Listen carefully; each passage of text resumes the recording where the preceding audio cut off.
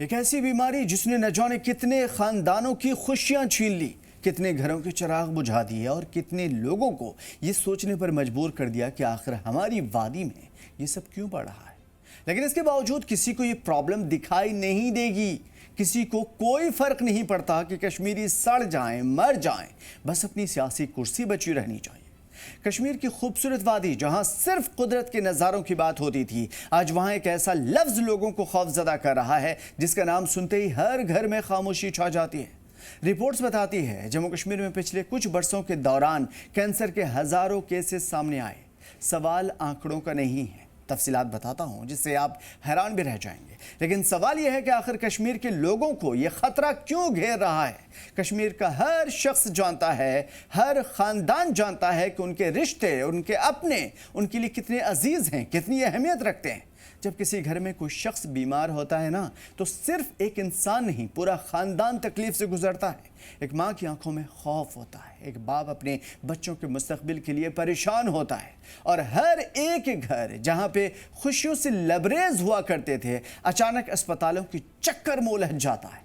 آج کینسر ایک بیماری کا نام نہیں رہا کشمیر میں، وادی میں یہ ایک سماجی اور انسانی مسئلہ بن چکا ہے۔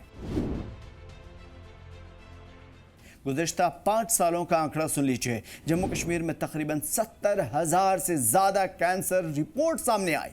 اس کا مطلب ہے کہ اوسطاً روزانہ تقریباً 38 سے 40 لوگ کینسر میں مبتلا ہوتے ہیں، کینسر کے نئے کیسز سامنے آتے ہیں۔ رپورٹس کے مطابق سال در سال تقریباً 2020 میں 12,726 کیس آئے، 2021 میں تقریباً 13,060 کیس آئے، 2022 میں 13,000 کے اوپر پہنچا اور تقریباً 2023 میں 14,000 کے اوپر پہنچ گیا۔ 2024 کے بعد کا تو آنکڑا ابھی آیا ہی نہیں ہے، 25 کا آنکڑا بھی دوں گا آپ کو۔ ایک الگ سرکاری جواب کے مطابق 2018 سے 24 کے درمیان جموں کشمیر میں کل 64,463 کیس آئے، جن میں سے کشمیر ڈویژن کے اندر ہی 50,000 سے زیادہ کیسز تھے۔ جی ہاں، کشمیر ڈویژن کی بات ہو رہی ہے۔ جموں میں 13,912 کیسز تھے۔ کشمیر میں زیادہ پائے جانے والے کیسز کینسر کے ہیں۔ تحقیقی مطالعوں یعنی کہ ریسرچ پیپر کے مطابق کشمیر میں خاص طور پہ معدے کا کینسر ہوتا ہے، سٹومک کینسر ہوتا ہے، خوراک کی نلی کا کینسر ہوتا ہے، پھیپھڑوں کا کینسر ہوتا ہے، اور اہم قسموں میں الگ الگ قسمیں شامل ہیں کینسرز کی، جو عام طور پہ ان چیزوں سے ہو کر کے ہی گزرتا ہے بار بار، لیکن اس کا کوئی سدباب نہیں ہے۔ ماہرین کے مطابق کینسر کے بڑھنے کے پیچھے کئی اسباب ہو سکتے ہیں، جیسے طرز زندگی، لائف اسٹائل، تمباکو نوشی، ماحولیات، خوراک، بہت ساری چیزیں ہیں، لیکن اصل وجہ یہ ہے کہ کیا اس کے لیے بیداری پیدا کرنے کی کوشش کی گئی، کیا اس کے لیے رسپانسبلٹی طے کی گئی، کیا اس کے لیے کوئی ایک مضبوط ایک کانکریٹ پلان بنایا گیا۔ آنکڑے بتاتے ہیں کہ جموں کشمیر میں کینسر اب ایک خاموش بحران ہے۔ 5 سال میں تقریباً 70,000 سے زیادہ کیس رپورٹ ہوئے ہیں۔ صرف ایک نمبر نہیں ہے بلکہ ہزاروں خاندانوں کی کہانیاں ہیں۔ طبی ماہرین کے مطابق کینسر کے بڑھنے کے کئی اسباب ہو سکتے ہیں، اس پہ بھی بات ہوگی، لیکن سوچئے کہ اگر کسی بھی گھر کا کسی شخص کا کوئی عزیز یا کوئی گھر کا چراغ چلا جائے تو اس شخص کا ذاتی طور پہ نقصان ہوتا ہے، برسوں تک اسے جھیلتا ہے، لیکن بڑے پیمانے پر یا سرکاری اعداد و شمار میں اس تکلیف کو کوئی درج نہیں کرتا۔ فی الحال جو آنکڑے ہیں اس کی پہلے بات کر لیتے ہیں۔ اس میں طرز زندگی، ماحولیات، خوراک، تمباکو نوشی، جینیٹک اسباب اور دیگر وجہیں شامل ہیں۔ کشمیر میں کینسر کا جو پیٹرن ہے بار بار ایک ہی ہے، خاص طور پہ گیسٹرو سے جڑے ہوئے جو کینسرز ہیں وہ بہت زیادہ بڑھ رہے ہیں۔ نظام ہاضمہ سے متعلق کینسر کا ذکر بار بار آتا ہے، لیکن یہاں ایک بات سمجھنا بہت زیادہ ضروری ہے، کسی ایک چیز کو ذمہ دار مت ٹھہرائیے، ہم بھی ذمہ دار ہیں۔